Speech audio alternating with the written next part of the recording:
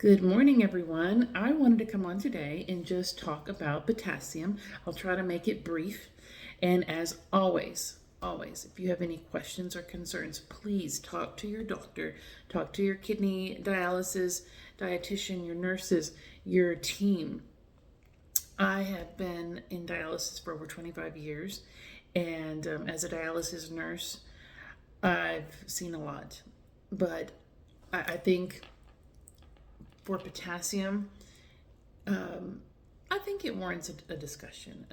So I'll try not to make this too boring, and I'll try not to throw out too much information. I like to make things very simple and very plain. So for those professionals out there, this is probably not for you. This is for a patient. So I really want patients and families to understand in a very simple manner why potassium is so serious. When our kidneys work, it maintains a balance of all of our minerals and all of our electrolytes in our body and keeps things at a very specific range. If not, we would be sick or we wouldn't be alive. These are very important. And potassium, for those of you who like numbers, our body, our kidneys keep potassium at a 3.5 to a 5.5. And if it goes higher or lower, we're in trouble. So once the kidneys fail, our body can't stay at a 3.5 to a 5.5. The kidneys aren't able to do that job. So what do we depend on? First, we depend on what we eat. We have control over how much potassium we're putting in our body by the things we eat and the things we don't eat. I'm sure if you're on dialysis, you've been given a list. Here's a list of high potassium foods. Here's a list of low potassium foods. And I know there's been some professionals that will tell you, do not eat this. I don't believe in that. I believe that we have to make intelligent decisions. If someone says, Melanie, you can no longer have orange juice or eat oranges. Well, if that's one of my favorite foods, it's going to be hard. And instead of saying, here's your no list, here's your limit list and why. If you eat half of an orange, it's not going to hurt you. But if you're eating a bag of oranges and a bag of strawberries and a sack of potatoes, yes, you're going to get in trouble. We have to educate the patients on the why. That way they can make intelligent decisions and choose, you know what, I really want this, so I'm going to have to limit this, or I'm going to have this today instead of that. Once the kidneys are no longer working, we depend on diet. There are some medications that can raise potassium, and go into dialysis. Dialysis will reduce that level of potassium very quickly. And that's another reason why we don't want to have super high potassiums. When you go in for dialysis, the first couple of hours removes a lot of the small molecules. And potassium happens to be a very tiny molecule, and it is dialyzed out quickly. It's cleaned out quickly. You do not want to go from a potassium of 6 or 7 down to a 3 or 4. It can cause irregular heartbeat, and an irregular heartbeat can cause a heart attack. And I've seen it in my 25 plus years. You don't want to do that. Someone with a high potassium really needs to have treatment in a hospital because they need to be monitored. They need to have a different kind of dialysis, a short dialysis. The hospital can also give some IV medications to help lower that potassium before you get on that machine. So there's safety reasons. When we draw labs every month, and I'm sure if you're a patient, you get a report card or some report that shows where your potassium is. And I would say for probably majority of patients, they're able to keep their potassiums between 3.5 and 5.5. In fact, if you start going up to 6, I'm sure someone's going to talk to you about it and say, hey, your potassium's getting too high. Now, when we draw your labs, yes, we draw your labs before dialysis. So we kind of want to see what your potassium's been the days before you get dialysis. That's probably the most accurate picture. So what can you do? What can you do? Well, learn what foods are high in potassium. And in this video, I don't have enough time to go through it, but there's the popular foods high in potassium: strawberries, oranges, bananas, potatoes, dairy, which is a surprise to some people that find out that dairy has potassium in it. Avocados. And how much potassium should you eat? Now, I don't know about you, but I don't really walk around my day counting calories, which, we all need to know how many calories we eat, right? I don't count my calories. I kind of know, well, if I go eat this, big juicy triple meat cheeseburger, it's probably a lot of calories, right? So, your doctor and dietitian have ordered your diet. It's in the chart, how much potassium you need, how much fluid you should drink, and whether that's 2 grams, 2,000 milligrams. Do you know what that means? Most of us don't. So most of the serving sizes is a half a cup, or a small apple, or a small peach. It's hard because when you go to the grocery store and you're looking at a fruit, it's not going to say, oh, I have 60 milligrams of potassium. It's not going to say that. So to make things simple, when you're looking at the list, look at the serving size, a half a cup, 10 grapes, whatever it is. But yes, there is an order that says, X amount of milligrams of potassium. Now, I'm going to give you a couple of stories, and these are true stories. We've had patients that got into trouble with high potassium. One of them was in the hospital. This lady went into the hospital, and I don't remember why she was there, but that day, the hospital was serving fresh strawberries. This lady loved strawberries like her favorite fruit. She got a bowl of strawberries, and that bowl of strawberries was probably too much for a dialysis patient. But she ate that bowl, and then she asked for more. Well, somebody brought her another bowl of strawberries. And after her second bowl of strawberries, she went into cardiac arrest in the hospital. Her body was overloaded with potassium. Her heart started having irregular beats. She had a heart attack. They brought her back, and she was able to tell me that story. And she said that she would probably never eat a strawberry again. Another story, true story, a patient over a weekend loves avocado. Who doesn't? Well, there are people that don't love avocado. I love avocados. I can sit and eat a whole avocado. He binged on avocados. He too went into an irregular heartbeat, went into cardiac arrest, went to the hospital. He too, thankfully, lived to tell his story. And every time I eat guacamole or have an avocado, I think about him. I think about him and loving something so much that could cost him his life. So potassium is serious. It is serious. We're not trying to be mean. We're not trying to take away your favorite foods, fruits and vegetables, potatoes, but it's serious.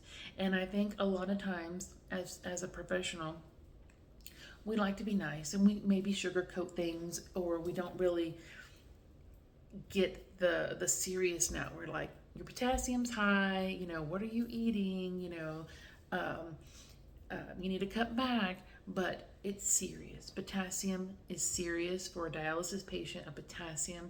A high potassium can hurt you. Now, what about low potassium?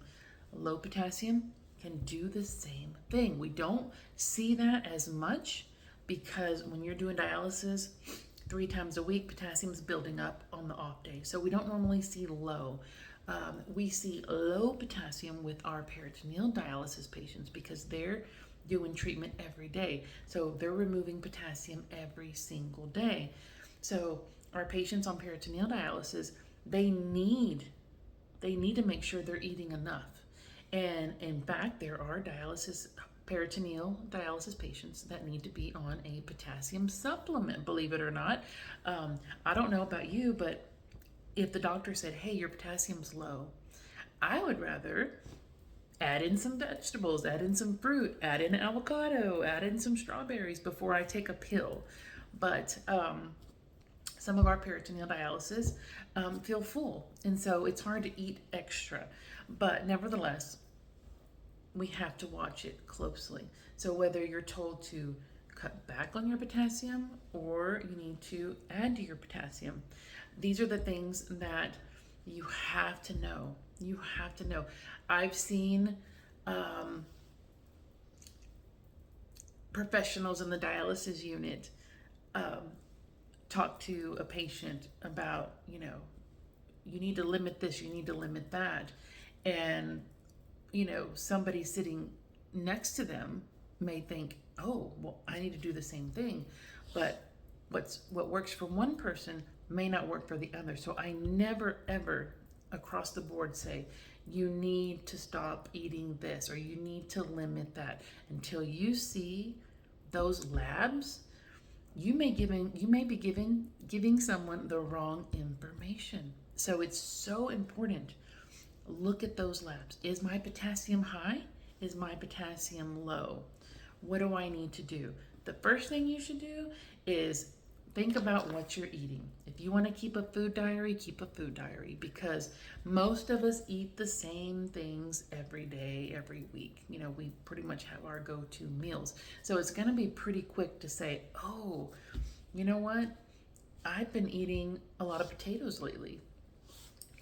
I've been eating a lot of fruit lately. So it should be fairly easy to pinpoint the culprit, okay? And then you can go from there. Either limit it, change it for something else.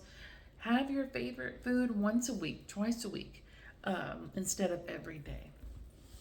But, and here's one thing that I've learned as a dialysis nurse. High potassium causes weakness. And I'm not talking feeling weak today. I'm talking weak. Like I can't get out of the car weak. I can't walk. It's very obvious. The rule at Angelo Kidney Connection is if you arrive to dialysis and you are so weak that you cannot get out of your car, you cannot get into the building, you need to go on and drive to the emergency room because that is a telltale sign that your potassium is very high and you need critical care. And that's one thing people forget. Dialysis centers, we're not a hospital, we're not an emergency room. We treat stable patients. So we tell our patients, if you're so weak, maybe you're at home and you can't stand up, maybe you can't get into your car, call 911 because number one sign of high potassium is severe weakness. And so you're going to know, I can't stand up, I can't walk, I can't hold up my body. Potassium is probably very high. And I've seen potassiums up to 8, up to 9. And thank God these patients were in the hospital, because if we put you on the dialysis machine, we don't have a way to check your blood when you walk in the door and say, oh, your potassium's 8. We don't know that. We have no idea. So if you come into the facility, obviously you're going to have to be in a wheelchair because at a potassium of 9, you're probably not walking. We put you in the chair, we hook you up. The first 2 hours, that potassium is going to go from a 9 and it's going to drop, and it's going to drop quickly. And that drop from high to low potassium is going to make your heart go very irregular, and it can cause a cardiac arrest. And then we have no choice but to call 911 and maybe do CPR. It's that serious. It's that serious. So I don't know about any other dialysis centers, but at my clinic, if you can't get into the door, if you can't get into your car, you're going to be told, go to the emergency room. And 9 times out of 10, that person's potassium is very high. And at the dialysis center, we are not emergency rooms. Yes, we know how to intervene in emergency. We all have a crash cart. We all know how to do CPR, but that's not what we want to do. We want to treat stable patients. Come in, get your treatment, have a cup of coffee, go home. So I just felt like somebody needed to hear this today. Potassium is serious. It's serious. It's not that we're nitpicking. We're not just handing out a list. Hey, do this. Hey, do that. Our dietitians do a wonderful job. And as a team, we need to not only bring the information, bring the orders. Yes, you need 2 grams of potassium a day. What does that mean? That's where our dietitians can come in and help you. Then our nurses need to come in and say, this is why. We get those labs in and we can see immediately what potassium levels are, and we need to address it. Hey, your potassium's high this month. Is there something you're eating differently? Or your potassium's been high a couple of months. Let's talk about it and see. Now, there are some potassium lowering medications out there. And again, it's more medicine. On dialysis, do you really want more medicine, more pills to take to remember? Probably not. It's so much easier to control what you eat versus having to pop another pill. And that's the way I feel with phosphorus, but that's another conversation. Phosphorus is a whole nother animal, but diet is the easiest thing. Coming to your treatments. If you miss dialysis treatments, guess what? You're now adding more potassium into your bloodstream. You're eating more, your potassium's going up. So it's so important. Don't miss your dialysis. And I always tell people, some dialysis is better than none. And you may not hear that from your clinic, but guess what? The first 2 hours of your treatment removes the most potassium. Now, it's not going to get everything. Your labs are probably not going to look good if they're tracking your URR, your adequacy. We definitely can't get all the fluid off in 2 hours. But we're getting something off, and we know we're getting off some potassium the first 2 hours. So I'm not saying 2-hour dialysis is what you need, but if you're going to decide not to come to treatment, come to a short treatment. We would rather you come for a short treatment than not come at all, because you may end up in the hospital. So I'll keep this short and sweet. I know it's gone on a little bit longer than I wanted to, but somebody out there needs to hear about potassium because it is a very serious topic. So go back to your unit, talk to your dietitian, talk to your dialysis nurse. If you don't know what your potassium is, ask them, hey, what's my potassium this month? If you haven't gotten your report card, your lab report, ask for your lab report. You need to know. If you don't know, how do you know what you're eating? How do you know if you need to change something? Every season, we change things we eat. There might be a special fruit in season, might be a vegetable in season. The holidays are coming. There's a lot of potassium in these processed foods that we love to eat during the holidays. So this is the best time. If you don't know what your potassium is, you need to ask. Everyone have a great day and happy fall, y'all.